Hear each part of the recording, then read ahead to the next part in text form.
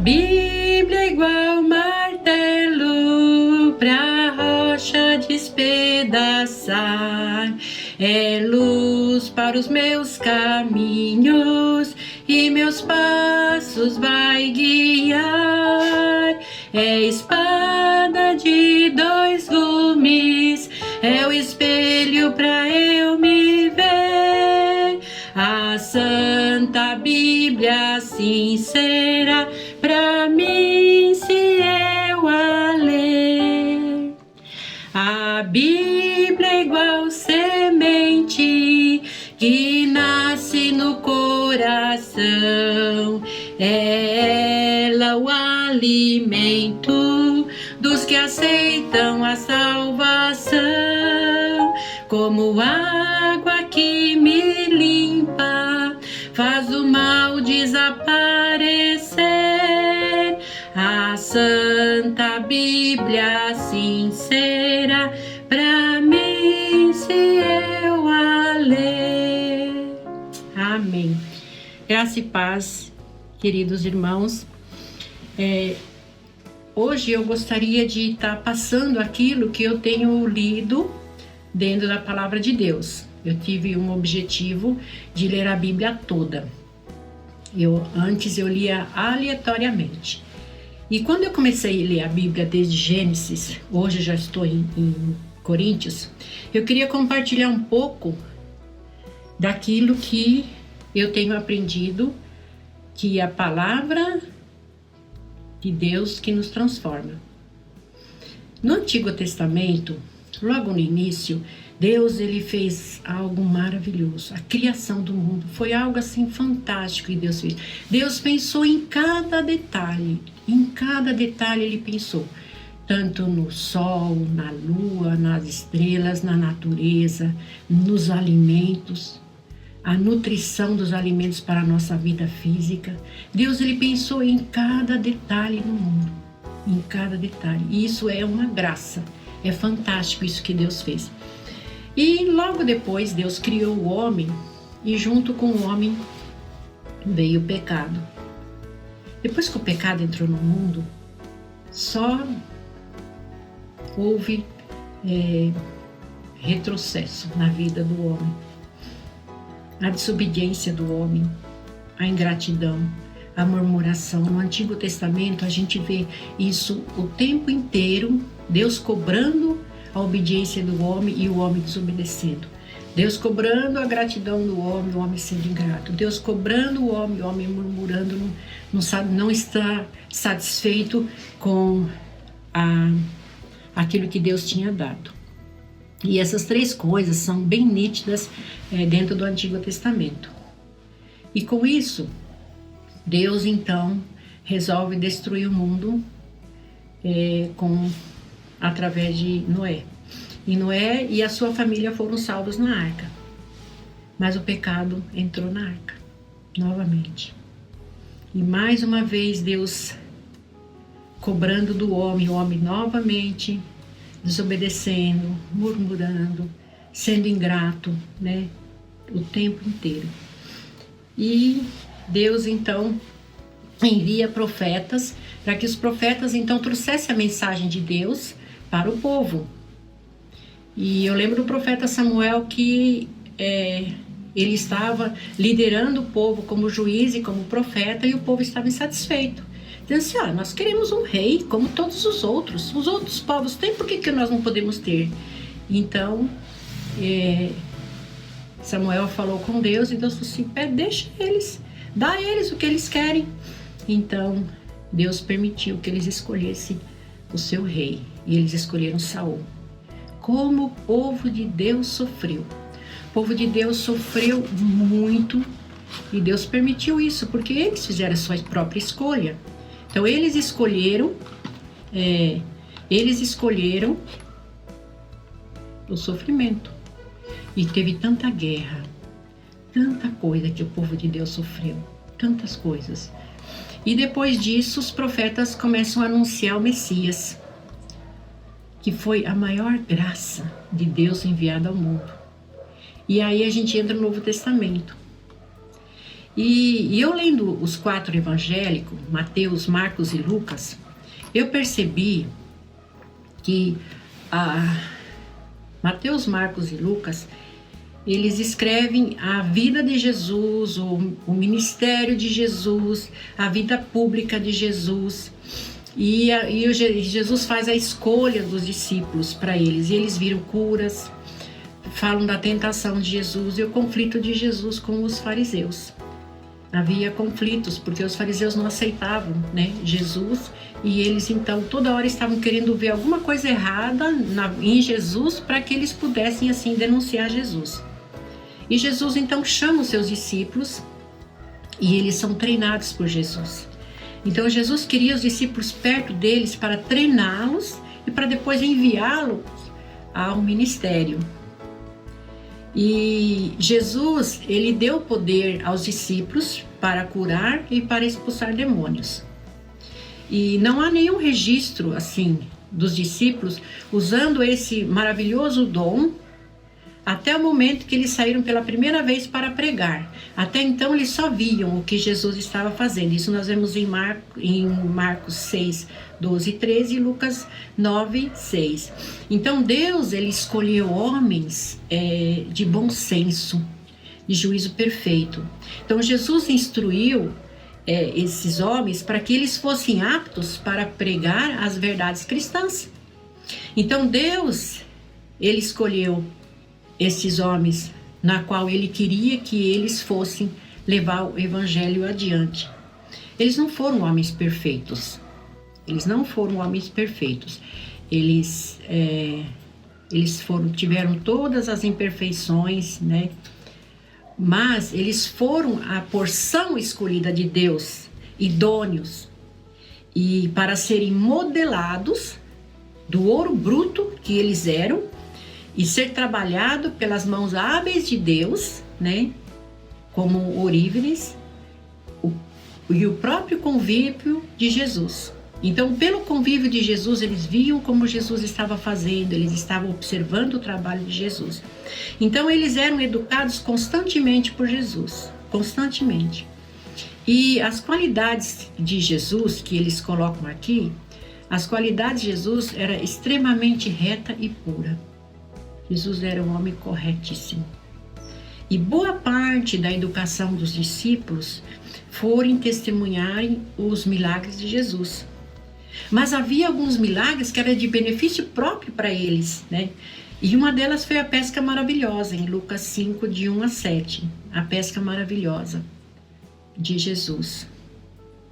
Onde que Jesus fala para ele, joga, né, a rede para aquele lado de lá. Então eles viram o poder de Jesus. Então aquilo, só eles viram esse milagre.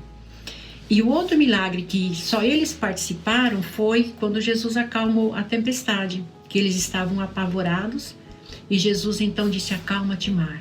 E o mar se acalmou. Eles viram este milagre. E o outro foi a caminhada de Jesus sobre as águas, aonde Jesus foi encontrar com eles no barco, e eles se apavoraram, pensando que era um fantasma, e era Jesus. Então eles viram esse milagre de perto, e também a moeda na boca do peixe, onde Jesus mandou eles lá pescarem e foi tirado a moeda da boca do peixe. E depois nós temos a riqueza do Sermão do Monte, que é fantástico, o Sermão do Monte, onde Jesus instrui, onde Jesus fala realmente do amor que ele sentia pelo ser humano. E a bondade de Jesus para os discípulos, ela é inesgotável, inesgotável. O afeto que Jesus tinha, né, para com os discípulos, sempre ele foi firme e rigoroso. E ele não caiu na rigidez, ele era firme e rigoroso. E Jesus escolheu e amou esses homens e confiou neles a obra dele, aqui na terra. Então, esse resumo que eu pude fazer assim de Mateus, Marcos e Lucas. E Deus escolheu esses homens diferentes, pescador, cobrador de impostos, médicos, e a gente vê que Mateus e Marcos, eles mais ou menos falam a mesma coisa quando eles escrevem. E Lucas, ele é mais detalhista no que ele fala, né? E João também. E depois disso, de Mateus, Marcos, Lucas e João, aí nós vemos Atos. E Atos, ele traz para nós a história de Saulo. Saulo foi um homem carrasco, um homem sanguinário, um homem que perseguia os cristãos de uma forma tremenda e terrível. Ele não tinha dó de ninguém, ele matava crianças, ele matava mulheres, ele matava homens, quem ele via na frente. Dizendo é um cristão, ele matava. E ele foi então indo para a estrada de Damasco, e ele foi para matar os cristãos ali. Então você imagina o desespero dessas pessoas que sabiam que ele estava a caminho. Mas Deus, ele é perfeito. Deus é perfeito. E ali então Atos cai do cavalo. Caiu do cavalo. Incrível que ele pergunta: quem és tu, Senhor? E Jesus fala: eu sou Jesus a quem tu persegues. Olha só que transformação. Parece que ele sabia quem era Deus. Ele conhecia, ele ouvia falar. E aquele momento, então, ele fala: quem és tu, Senhor? Olha, dá até arrepios. Né? E Jesus fala: eu sou Jesus a quem tu persegues. Que transformação que Deus fez na vida desse homem. Agora ele estava pronto para testemunhar, para testificar de Jesus. E do perseguidor ele passou a ser perseguido. E agora era um homem de fé. Um homem que você podia pregava a palavra de Deus com tanto gosto, com tanto prazer.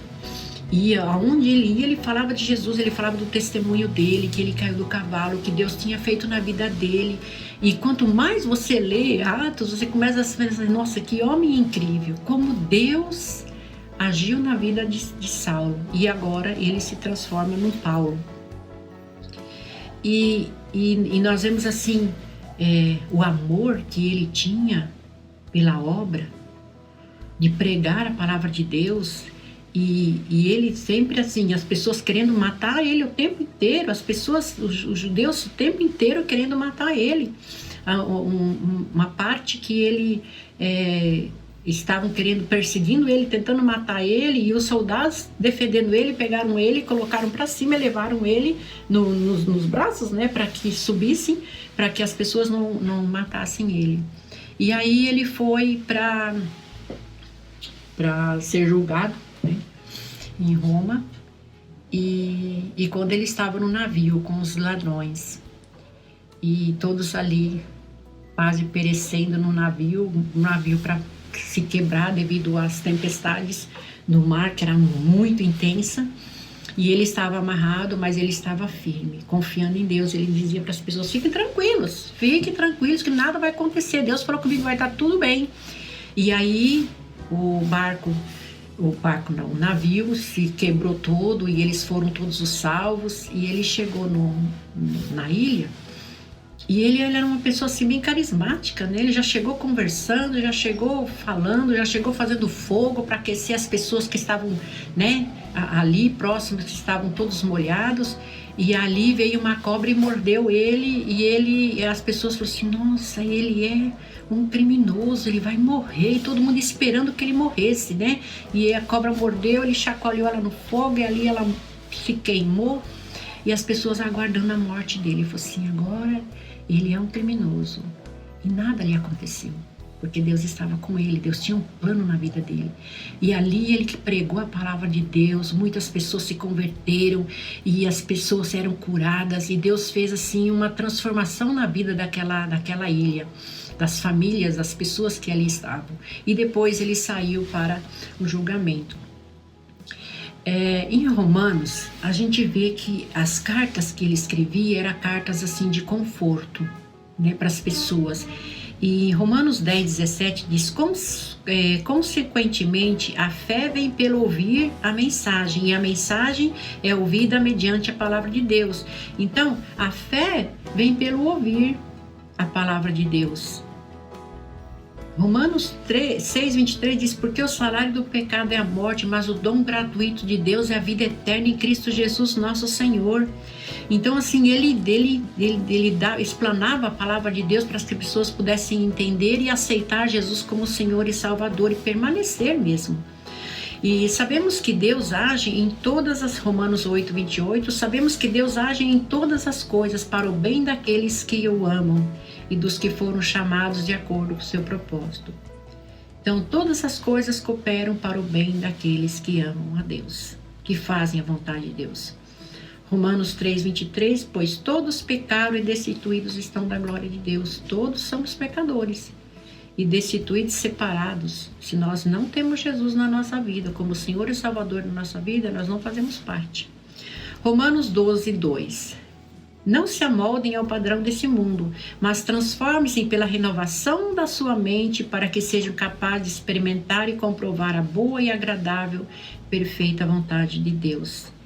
Então a gente tem que se amoldar à palavra de Deus, né? No dia a dia, lendo a Bíblia e deixando que ela venha fazer a transformação na nossa vida. Romanos 12:12. Alegrem-se na esperança, sejam pacientes na tribulação, perseveram em oração. A oração é fundamental, é no dia a dia, todos os nossos dias, né? E ter esperança, né? De que tudo isso vai passar. Romanos 10:9. Se confessar com sua boca que Jesus é o Senhor e crer em seu coração que Deus o ressuscitou dentre os mortos, será salvo. É confessar com a nossa boca, né? Que Jesus, eu creio em Jesus e que Ele é o Senhor da minha vida. E Romanos 5:12, portanto, da mesma forma como o pecado entrou no mundo por um homem e pelo pecado da morte, assim também a morte veio a todos os homens porque todos pecaram. Todos somos pecadores. E nós temos que trabalhar isso na nossa vida, no dia a dia, para que Deus ele venha fazendo essa transformação no dia a dia. Então o apóstolo Paulo, as instruções dele são muito ricas, são muito profundas. Então quanto ele falava, as cartas que ele escrevia, davam um ânimo nas pessoas, para que as pessoas realmente pudessem viver uma vida que agradasse a Deus. Romanos 5:8, mas Deus demonstra seu amor por nós pelo fato de Cristo morreu em nosso favor quando ainda éramos pecadores. Então, mas Deus prova seu próprio amor para conosco pelo fato de Cristo ter morrido por nós. Então, o amor de Jesus foi fundamental nesse mundo, foi a morte dele na cruz pelos nossos pecados. Então, a vida de Paulo foi uma vida assim de testemunho e sofrimento. Mas em nenhum momento ele deixou de falar de Jesus. Ele defendia Jesus a todo custo. E mais para frente a gente consegue entender porque ele fala assim: eu sei em quem tenho crido. Já não sou mais eu que vivo, mas é Cristo que vive em mim. Então a pessoa ela pode falar isso realmente quando ela tem essa intimidade com Deus, como Paulo teve, porque Deus fez uma obra tremenda na vida dele. E quanto mais eu estou lendo, mais eu estou me encantando na vida desse homem. Como Deus faz a obra na vida das pessoas. E eu queria terminar com uma história de um menino que ele estava com o pai trabalhando na horta da casa e próximo tinha um riacho. E ele conversando com o pai disse assim, falou: pai, eu não quero mais ler a Bíblia, não. Eu leio, mas não entendo nada que a Bíblia fala. Quanto mais eu leio, menos eu entendo. E o pai não brigou com o filho, nem questionou o filho, disse assim: filho, pega esse cesto aqui e vai lá buscar água pro pai pra gente molhar as plantas. E o menino não questionou, pegou o cesto, balaio, né, o cesto, foi lá e pôs água dentro e chegou lá, não tinha mais água. A água veio esparramando pelo meio do caminho, quando chegou no pai não tinha mais água. E o pai disse assim: filho, vai lá buscar água. Ele não questionou e foi. E várias vezes ele foi, buscou a água e vinha, e chegava lá, não tinha mais água, voltava de novo, não tinha mais água. Aí chegou um momento que ele falou assim: pai, não tem lógica isso. O senhor está me mandando eu buscar água? E cada vez que eu chego aqui não tem mais água. Não estou entendendo. E o pai olhou o cesto e falou assim: filho, como é que está o cesto? Ele falou assim: pelo menos está limpo e lavado. O pai disse: então é isso, filho. É isso que a Bíblia faz. Você vai ler a Bíblia, você não vai entender tudo. Mas ela vai te limpando. Ela vai tratando o seu coração. Você está entendendo, filho? O que eu quero te ensinar? Meu filho: pai, agora eu entendi. Agora eu entendi que a palavra de Deus, ela nos limpa. Por isso eu cantei aquele corinho, que a Bíblia é igual martelo. Eu cantava quando eu era criança. E aí ela limpa. Ela é um corinho bastante profundo. Então a palavra de Deus, ela nos limpa. Ela nos transforma no dia a dia. E nós temos que ser dependentes da Bíblia. Queridos, leiam a Bíblia. Mesmo que vocês vão entender. Mas lembre sempre dessa história. Tem momentos que você não vai entender, mas tem momentos que você vai começar a entender e Deus vai começar a trabalhar. E eu tenho certeza que Deus tem trabalhado na minha vida nesse tempo de quarentena, que já passou da quarentena, mas Deus tem trabalhado na minha vida. Muita coisa tem mudado, muita coisa tem feito eu refletir sobre a minha própria vida pessoal, a minha vida espiritual. E eu queria ainda orar com os irmãos. Amado Deus, eu quero te agradecer pela tua palavra, que ela é rica em instrução, que ela nos dá o norte, Senhor, para onde nós devemos seguir. Obrigada, Pai, por cada profeta, por cada personagem da palavra de Deus que tem nos ensinado, Senhor, algo para a nossa própria vida. Te agradecemos pelos seus discípulos, que tanto tiveram afinco, Senhor, em espalhar a tua palavra. Te agradecemos pela vida de Paulo, que foi tão útil, Senhor, no ministério, tantas igrejas que ele abriu, que ele cuidou, tantas cartas, Senhor, que tem nos mostrado, Senhor, a importância de andar nos teus caminhos. Ó Deus, nos ajude, Senhor, a sermos um pouco daquilo que eles foram. Pai, abençoe a tua igreja, abençoe cada família representada. Pai, nós pedimos que o Senhor os abençoe em nome de Jesus. Amém. Queridos, que Deus possa abençoar o seu lar, a sua família, no seu trabalho, aonde você estiver. Que a graça e a paz de Jesus Cristo possa estar com cada um de vocês. Deus os abençoe em nome de Jesus. Amém. Até mais.